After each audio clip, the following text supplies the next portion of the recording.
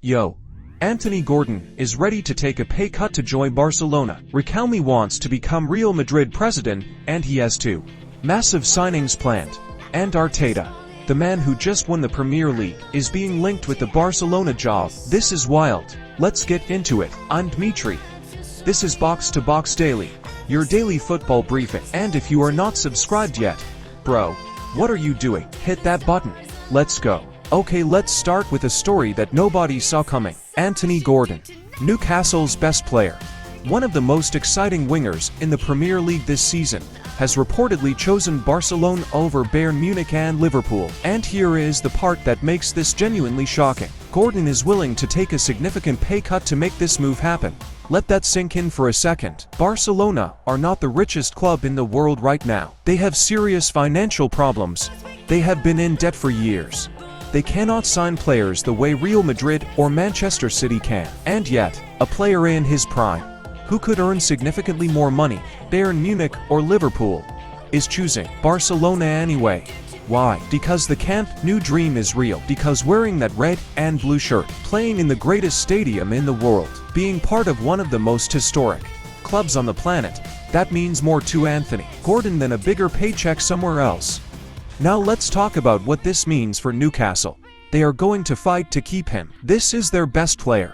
He has been electric this season.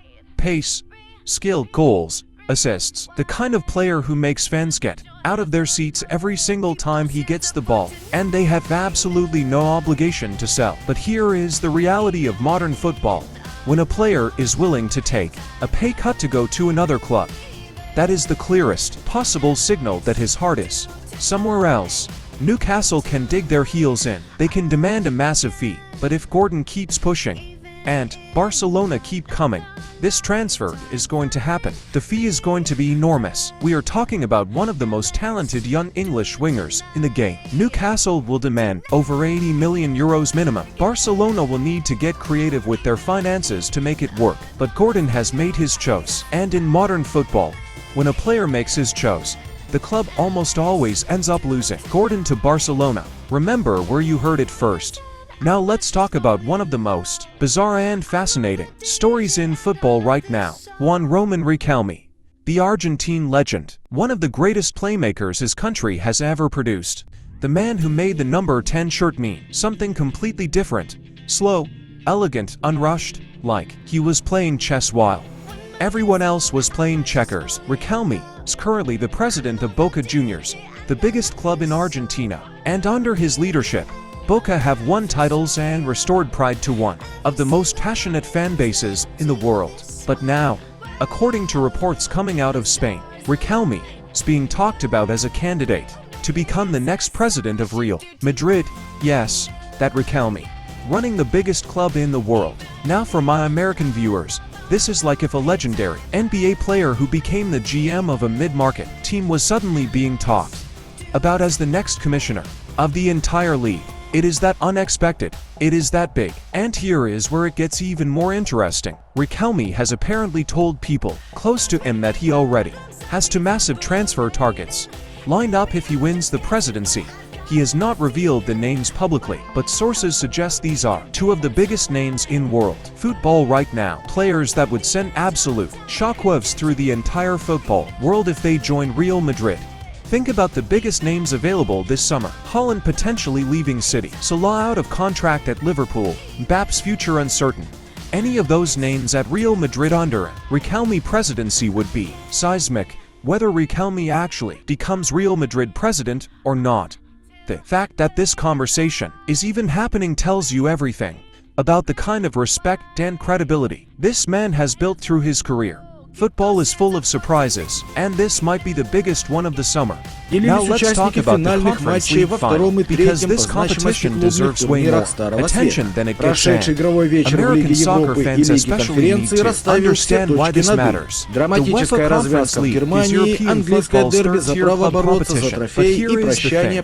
For the clubs involved, this is their Champions League, this is their biggest night. Their players have worked their entire careers to get to a European final. свою историю, впервые пробившись в финал после драматичной победы над Брагой. После поражения в первой встрече хозяева поля были обязаны побеждать, и судьба улыбнулась им уже на 6-й минуте. Торжелес получил красную карточку за фол последней надежды, усилили давление, что вылилось в гол Лукаса Кюмблера, проявившего настойчивость в штрафной. А еще до отдыха Йохан Манзамби удвоил преимущество роскошным ударом с 20 метров в верхний угол. Второй тайм превратился в бенефис Кюмблера, который замкнул батарею и, казалось, сняв все вопросы о победителе. Правда, концовка матча заставила болельщиков Фрайбурга понервничать. Пау Виктор отыграл Mikel Arteta, the manager who just delivered Arsenal's first Premier League title in 22 years, the man who is 3 days away from potentially winning the Champions League and completing the most historic double in Arsenal's history, has reportedly been added to Barcelona's official list of managerial candidates. Yes, Barcelona want Arteta, and honestly, you can completely understand why. Arteta grew up at Barcelona. He spent years in their academy. He played for the club. He speaks fluent Spanish. He has the philosophy, the identity, the values that Barcelona look for in a manager. And right now, after what he has done at Arsenal this season, he is arguably the best manager in world football. Premier League title, Champions League final, playing the most attractive and disciplined football in Europe.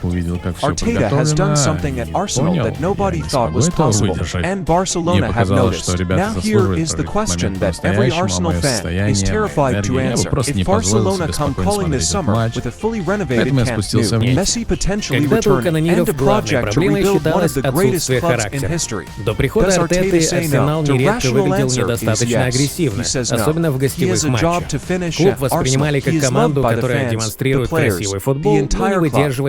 Leaving now would feel like a betrayal, but football is not always rational, and when the club you grew up loving comes calling, sometimes the heart wins. Arsenal fans are nervous, very nervous, and they have every right to be. And finally, one of the most poetic stories in football right now, Luka Modric, 40 years old, born in a village in Croatia during wartime, grew up with nothing, became one of the greatest midfielders the game has ever seen, won 5 Champions Leagues at Real Madrid, won the Ballon d'Or in 2018, led Croatia to the World Cup final, and then last summer, after 12 incredible years, left Real Madrid to join AC Milan for one final chapter. But now reports are emerging that Modric is considering leaving Milan at the end of this season, and the destination? A return to Real Madrid, the place where he became a legend, the place where he won everything, coming home. Now look, at 40 years old Modric is not going back as a first-team regular, but the reports suggest a role within the club's technical staff, working alongside the coaching team, passing on his knowledge and his experience to the next generation of Real Madrid players. Modric at Real Madrid forever. Not just as a player, but as part of the DNA of the club, the man who gave everything to that white shirt, coming back to give even more. If there is one thing football does better than any other sport, it is these stories. The poetic ones, the circular ones, the ones that make you feel something.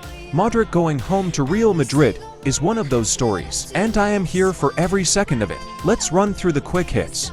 Tuchel's England World Cup squad has caused absolute chaos.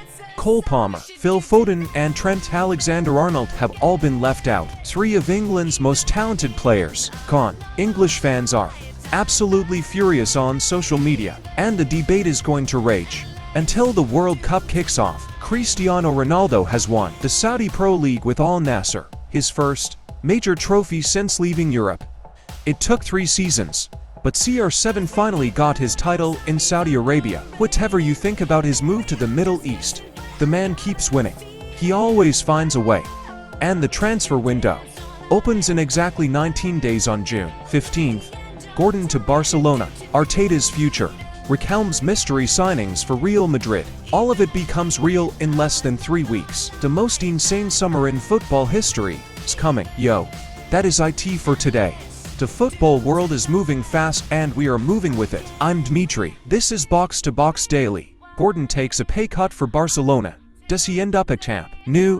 Drop your prediction in the comments. Best answers get pinned. If you're new here, subscribe and hit that bell.